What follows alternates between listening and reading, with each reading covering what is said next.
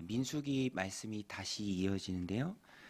오늘 말씀은 광야 생활 중에 이스라엘 백성이 이제 악한 말로 원망해서 모세도 힘들게 하고 또 하나님께서 그들의 원망을 들으셔서 또 진노하시는 내용이 나옵니다. 우리가 신앙생활을 해갈 때 항상 잊지 말고 기억해야 할 것이 신앙생활이 하나님 앞에서 하는 것이죠. 하나님이 보고 계시고 또 하나님이 듣고 계십니다. 그래서 우리가 신앙생활을 해갈 때 항상 점검해야 할 것이 우리의 마음의 상태고요. 또 그 마음의 상태 가운데 어떤 말이 나오는지 또 말도 점검을 해야 합니다. 마음의 상태 또 그로 인해서 나오는 그런 말 굉장히 중요합니다. 왜냐하면 하나님이 보시고요. 또 하나님이 들으십니다. 특별히 하나님이 원망하는 것을 굉장히 오늘 말씀에 보면은 좋지 않게 여기십니다. 왜냐하면 하나님께서는 은혜를 베푸셔서 인도하시는데 그것을 바라보지 못하고 원망이 나온다면 그 자체가 하나님께 진노를 사는 일이 되기 때문입니다. 오늘 말씀에도 보면 하나님이 진노하시죠. 또 하나님께서 들으셨다라는 말이 여러 번 나옵니다. 1절에 보면 여호와께서 들으시기에 백성이 악한 말로 원망하매 여호와께서 들으시고 진노하사 여호와의 불을 그들 중에 붙여서 진영 끝을 사르게 하시매. 그래서 우리는 나의 원망의 말, 악한 말, 하나님께서 들으신다라는 생각을 늘 가지고 있어야 합니다. 그래서 우리들 말 가운데 원망이 섞여 나오지 않도록 늘 우리의 말을 점검해야 하고요. 또 우리의 마음도 점검해야 합니다. 내가 살면 내가 살아갈 때 원망의 말이 나오지 않도록 하는 그 중심에 내가 살지 않고 내 안에 그리스도께서 살게 하는 그런 중요한 원리가 있죠. 갈라디아서 2장 20절 말씀처럼 내가 그리스도와 함께 십자가를 볶혔나니 이제는 내가 산 것이 아니요 내 안에 그리스도께서 사시는 것이라. 어제가 부활 주일이었습니다. 부활의 가장 큰 열매 또 그것이 온전히 우리들 삶에 또 하나님 앞에서 살아가는 내 신앙에 녹여지게 되는 것, 내가 죽고 그리스도가 사는 것이죠. 나는 그리스도와 함께 십자가에 못 박혔고요. 또 그리스도와 함께 부활했습니다. 그래서 내가 살지 않고 내 안에 그리스도께 사는 것이죠. 내가 살면 오늘 본문에 나오는 이런 일들이 계속 반복될 수밖에 없습니다. 조금은 억누를 수 있지만 그것이 어느 때인가는 원망의 말로 터져 나오는 것이죠. 그래서 우리가 기억해야 할 소중한 신앙의 원리는 부활의 열매죠. 내가 사는 것이 아니라 내 안에 그리스도께서 사는 것입니다. 그리스도의 십자가는 또 부활은 우리에게 있어서 삶을 완전히 새롭게 하는 힘이죠. 주와 함께 죽고 주와 함께 다시 사는 것입니다. 그런 삶은 비유하자면 필터의 작용과 같아요. 필터. 그래서 그리스도의 십자가의 필터가 내 안에 있어서 내가 하나님 앞에서 내 마음 또 내 삶 또 나의 언어 그런 것들이 머릿속에서 계속 이제 정화가 되고요. 또 기도의 형태로 하나님 앞에 서게 됩니다. 기도하게 되고 또 불쑥불쑥 나오는 것이 아니라 우선 하나님께 맡기게 되고 또 구체적으로 구하게 되고 또 구한 것을 내 삶에 하나님 응답해 주실 것으로 기대하게 되고 그러면서 주님의 음성을 듣고요. 또 내게 말씀하시는 하나님의 말씀을 통해서 읽는 기록된 성경을 통해서 또 내 주변 삶과 환경을 통해서 말씀하시는 그 하나님을 내가 볼 수 있게 됩니다. 그러면서 하나님의 말씀을 달게 듣고요. 또 신중하게 말하게 되는 것이죠. 그리고 믿음으로 모든 상황과 환경 또 주님의 말씀을 듣고 소화하게 됩니다. 그러면서 내가 죽고 내 안에 그리스도께서 사는 삶이 가능해지는 것이죠. 그러면 아름다운 신앙의 언어, 또 신앙의 고백, 또 아름다운 말이 우리를 통해서 나오게 되는 것입니다. 원망과 불평의 말이 아니라 하나님 기뻐하시는 감사를 볼 수 있고 또 그 감사의 말이 나오는 것이죠. 오늘 우리는 구원받은 하나님의 자녀들입니다. 자녀에게 하나님의 사랑을 기본적인 배경으로 안고 살아가는 자들이에요. 그래서 오늘 본문을 우리가 우리 삶 가운데 적용할 때 그 아름다운 삶을 살아내는 신앙의 과정 속에서 우리의 말도 또 아름다운 언어로 감사로 또 하나님께 영광을 돌려야 한다라는 것입니다. 오늘 뒷부분에 보면 모세가 들어요. 참 원망의 말이 조심해야 할 것이 항상 영향을 끼칩니다.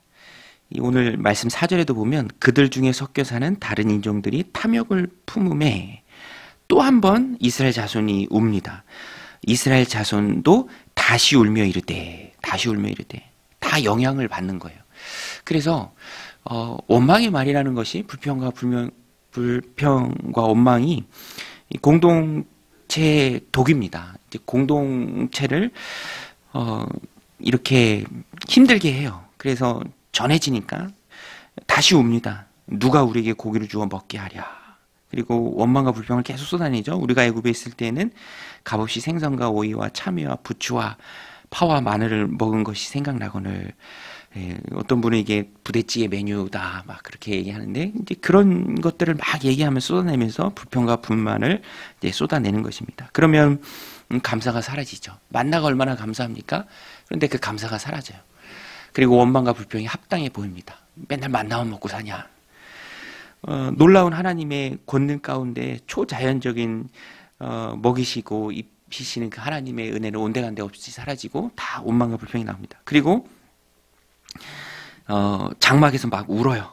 말하면 또 진노 때문에 징계를 받을까봐 백성들이 막 웁니다. 그런데 그것을 모세가 듣습니다. 10절에 보면 백성의 온 종족들이 각기 장막 문에서 우는 것을 모세가 들으니라. 이러므로 여호와의 진노가 심히 크고 모세도 기뻐하지 아니하며 이제 그 다음부터 모세의 탄식의 기도가 쭉 나옵니다. 모세가 들으면서 이제 지도자고 책임자이기 때문에 책임감을 가지고 나아가는 것은 참 잘하는 것이죠. 좋은 것입니다. 그러나 이 본문에서 모세가 보인 모습 가운데는 모세가 책임감은 좋은 것이나 어떤 면에서 보면 굉장히 과도하게 감당할 수 없는 그런 상황 가운데 직면하게 만드는 그런 책임감을 모세가 지고 있어요. 그래서 참 많이 힘든 그런 탄식을 모세가 하나님 앞에 쏟아놓고 있습니다. 여러분, 사람은 많은 짐을 질 수가 없습니다. 왜냐하면 한계가 있어요. 능력의 한계가 있습니다. 모세가 고백하죠. 내가 어떻게 이 많은 백성을 다 책임질 수 있습니까? 저들이 원하는 그 고기를 내가 어떻게 다 줄 수 있습니까? 나는 할 수 없습니다. 라고 모세가 고백하죠. 또 모세가 얼마나 힘들면 15절에 그런 고백을 합니다. 14절부터 보면 책임이 심히 중하여 나 혼자는 이 모든 백성을 감당할 수 없나이다. 주께서 내게 이같이 행하실진데 구하옵나니 내게 은혜를 베푸사 즉시 나를 죽여 내가 고난당함을 내가 보지 않게 하옵소서. 이게 어떤 면에서는 강한 디프레션이죠. 모세가 그만큼 굉장히 지금 힘들어하고 있습니다. 여기서 빠져나와야죠. 모세가 빠져나와야 합니다. 이제 그 방법이 사실 어떤 면에 있어서는 이렇게 하나님 앞에 솔직하게 기도하는 모습도 이제 빠져나오는 좋은 방법입니다. 그래서 모세는 어떤 면에 있어서는 자기가 안고 있는 그 책임의 과중함, 그 무거움, 그래서 나는 못합니다. 그래서 마음에 있는 그런 어두운 면까지 하나님 앞에 다, 어차피 하나님 우리의 마음을 다 아시니까 그 하나님 앞에 다 쏟아놓는 것입니다. 하나님, 나는 못합니다. 하나님께서 책임져 주옵소서. 우리에게 부정적인 언어는 항상 들리죠. 모든 상황은 늘 보입니다. 보게 되고 듣게 되고, 그리고 그런 상황 가운데 억눌려 있고 또 힘들 때가 참 많이 있습니다. 모세처럼 특별히 어떤 일의 지도자가 되고 또 어떤 책임을 맡았다면 더 그러기가 쉬워요. 가정에서든 일터에서든 공동체 안에서든 똑같습니다. 그런데 모세가 이 순간 깨달아야 할 것은, 또 오늘 우리가 말씀을 통해서 깨달아야 할 것은 내 짐이 아니다라는 거예요. 내 짐이 아니다. 수고하고 무거운 짐진 자들아 다 내게로 오라. 내가 너희를 쉬게 하리라. 주님이 말씀하셨습니다. 그래서 오늘 내가 지고 있는 것 같은 그 짐, 질병의 짐, 관계의 짐, 어떤 일터에서 맡은 그런 책임의 짐, 사실 그 모든 짐은 내 짐이 아니라 주님이 져주셔야만 하는 그런 주님의 짐입니다. 수고하고 무거운 짐진 자들아 다 내게로 오라. 내가 너희를 쉬게 하리라. 그래서 우리는 이 땅을 살아가면서 항상 나는 능력이 부족하고 나는 할 수 없습니다. 주님이 해주셔야 합니다. 라는 그런 솔직한 기도를 주님 앞에 드릴 수 있어야 합니다.